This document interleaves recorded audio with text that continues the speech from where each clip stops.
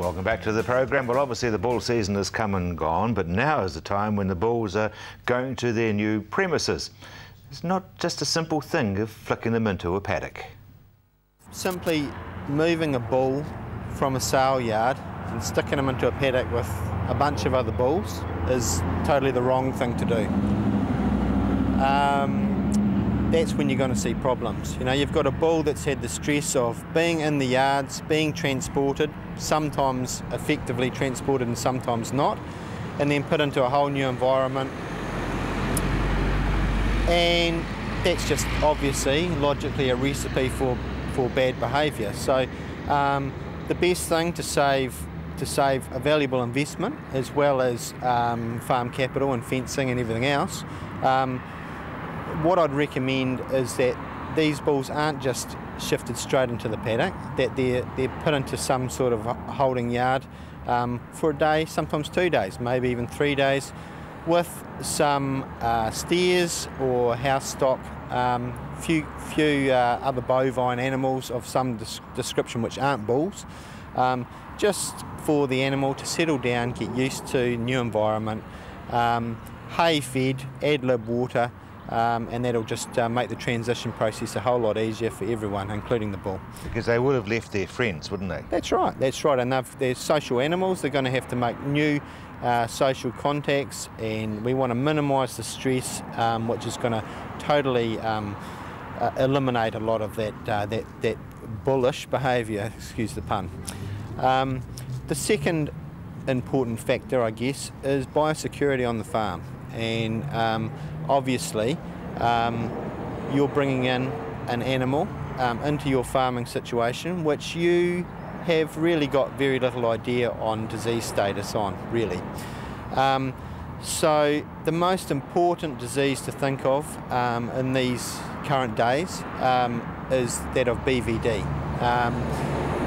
And this is so important, in fact, that it's the focus of the new national first phase in controlling the disease. So the idea would be to talk to your veterinarian and get some idea of testing to be as sure as you can that you're buying a BVD-free bull. A BVD-infected bull can shed virus throughout a herd very, very quickly.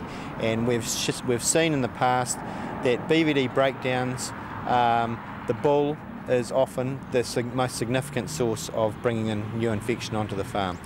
The other situation as far as bringing on disease is, traditionally it's been confined to sheep farmers, but one should always think about parasite resistance even in cows.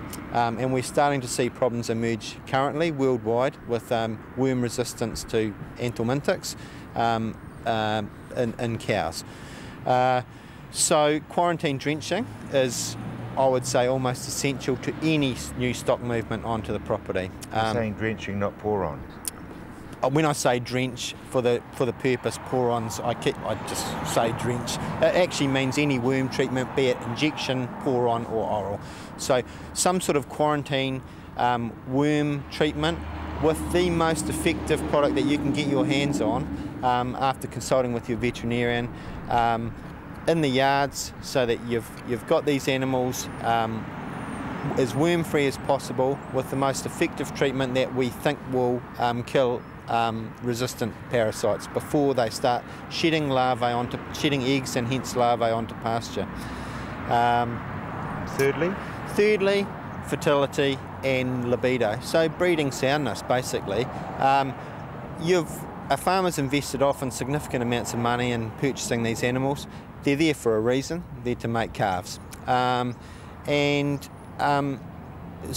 hence we need to ensure fertility. Well, I'll say breeding soundness because that incorporates both fertility as well as the ability to mate properly. Fertility obviously involves semen assessment. Only specialist practices will offer this service, but most practices will be able to refer a farmer to someone that can obtain a semen sample adequately. However, just a simple examination by the veterinarian can give us a really good indication as to how effectively that bull is producing sperm.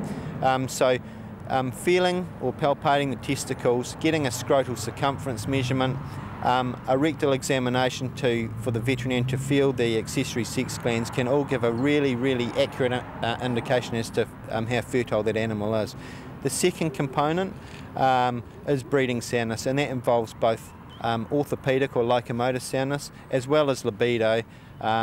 So that involves a more specialist test. It can be termed a blocky test, named after the chap in Australia that first designed the test. It's a way of ensuring that a bull is capable of mating correctly, and that it has the right libido. So that bull is going to effectively cover as many female heifers or cows as it can.